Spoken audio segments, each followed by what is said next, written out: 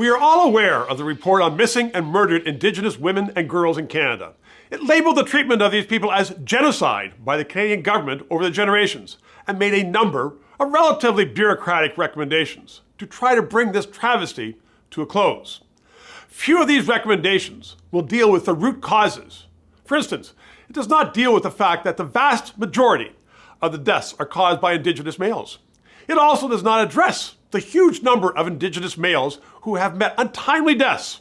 But that was not, of course, within its mandate. This government is led by a feminist, after all. Our fearless Prime Minister, after a slow start and some criticism, agreed with the use of the word genocide in an attempt to shore up what some observers called his feminist credentials. What are feminist credentials? In using that word, he also threw his father, whose memory he solemnly invokes when he is in grave trouble. Remember that early morning presser in the SNC-Lavalin scandal? Under the bus, because it was his father who brought the much maligned residential schools under the full federal government funding and maintained them for years afterwards, without so much as a care about what was going on in them.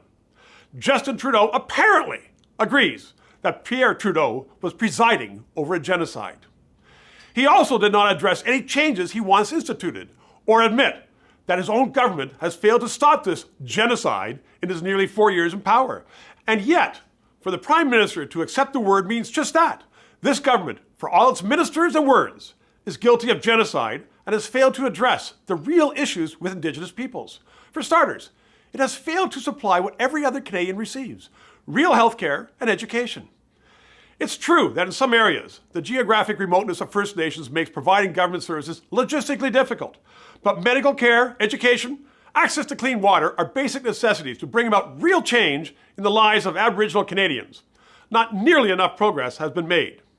This government came into office and immediately reversed transparency rules that the Harper government had installed, which were starting to show real improvements in Native self-governance.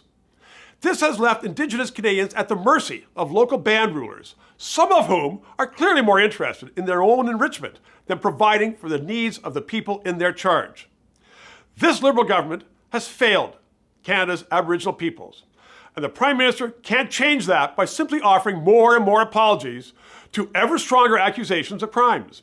It's time for action, Mr. Trudeau. What are you waiting for?